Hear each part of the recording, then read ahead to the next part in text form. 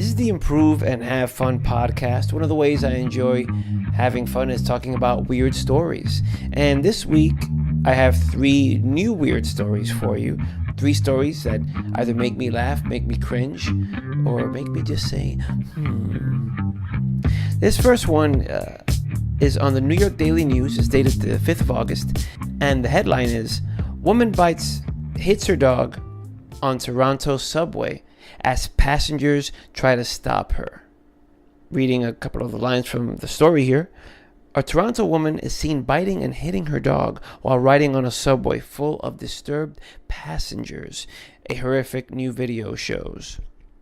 The 3-minute recording shows dog calmly sitting on the woman's lap as she grabs it by the hair.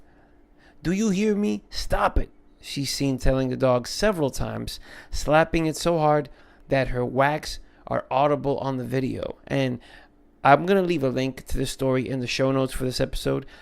In the link to the story, you can actually see the video of this woman hitting the dog. It's not clear what she's telling the frightened dog to stop doing as she bites the canine's head. She even appears to pull hair out of her mouth after clamping her teeth down. Wow. The video was recorded and posted on YouTube on Friday by a woman who says she witnessed the abuse on a Toronto Transit Commission subway. This trash nonstop hits her dog, bites, and pulled its hair, the woman, Roxy Huang, wrote in the video's description. The woman, wearing a green top, yellow pants, and green Crocs, squirms in the seat with the dog in her lap, making noises and shifting the abused pooch around. So that's Crazy Town, USA. The next story here. Thieves steal 44,000 pounds of Nutella. This is on thestandard.co.uk. It's dated the 16th of August. And some of the verbiage I'm going to use, it's reflecting the story being from the UK. Like, they'll talk about 20 tons. That means 44,000 pounds. And they're going to talk about something in their currency, in their monetary unit, which is called pounds. And I just wanted to say that before I get into the story. But the headline of the story is, Nutella alert after 20 tons of chocolate spread stolen by gang. The subheadline being, German police have issued an alert after up to 70,000 pounds worth of Nutella was stolen from a lorry. 70,000 pounds, the currency, the UK currency. Thieves made off with the trailer filled with 20 tons of Nutella, Kinder Surprise eggs, and other chocolate products from the German town of Neustadt.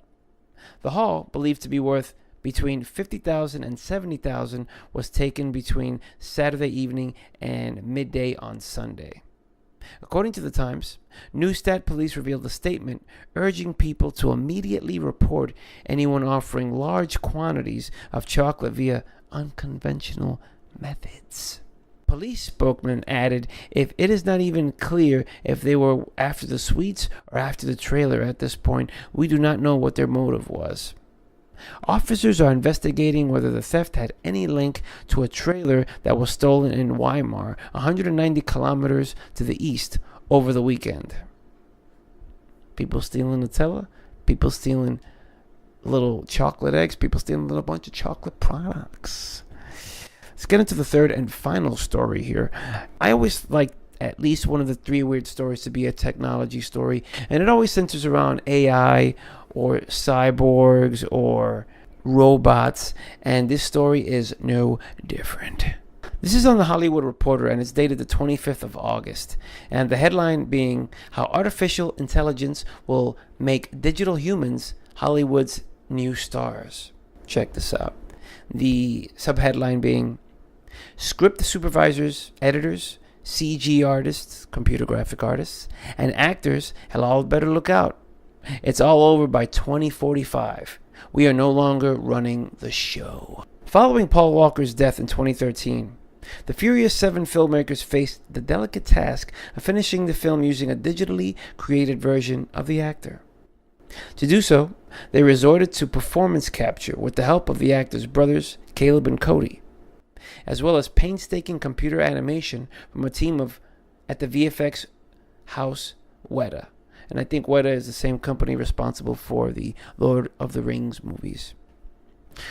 That was state of the art in 2014.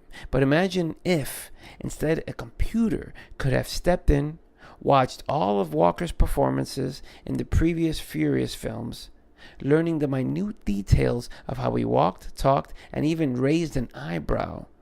And then imagine that artificial intelligence took over and itself helped to create a digital performance for Walker's character. This isn't so far off.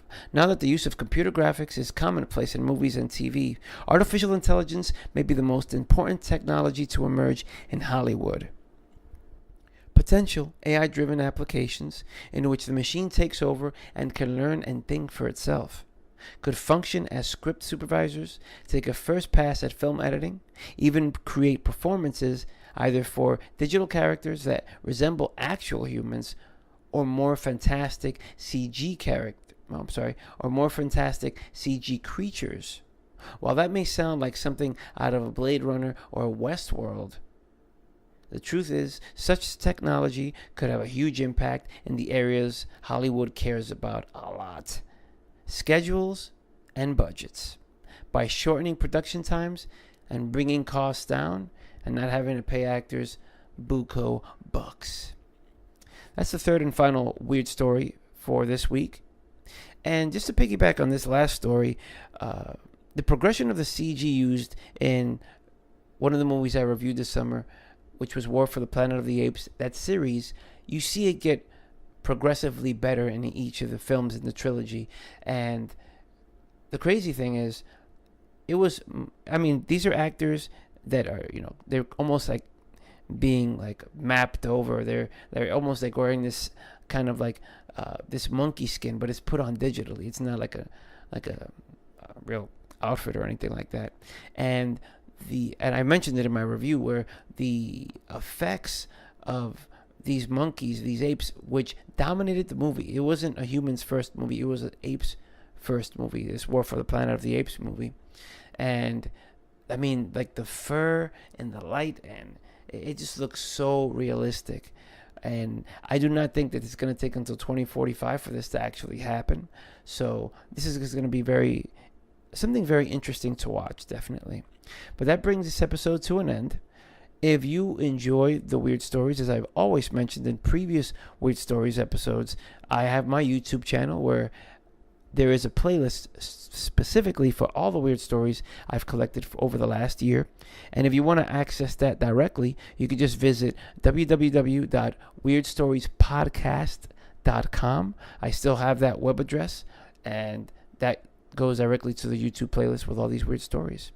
If you like this podcast or any of the content that I bring you, please support the podcast by leaving a review and a rating on iTunes. I actually don't have a single one yet, and I'm almost 90 episodes in. So if you are the first one, or anyone who goes ahead and leaves a review, I will 100% shout you out on this podcast.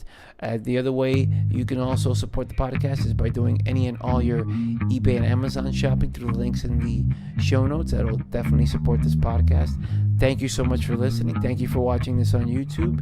And you are the best, baby.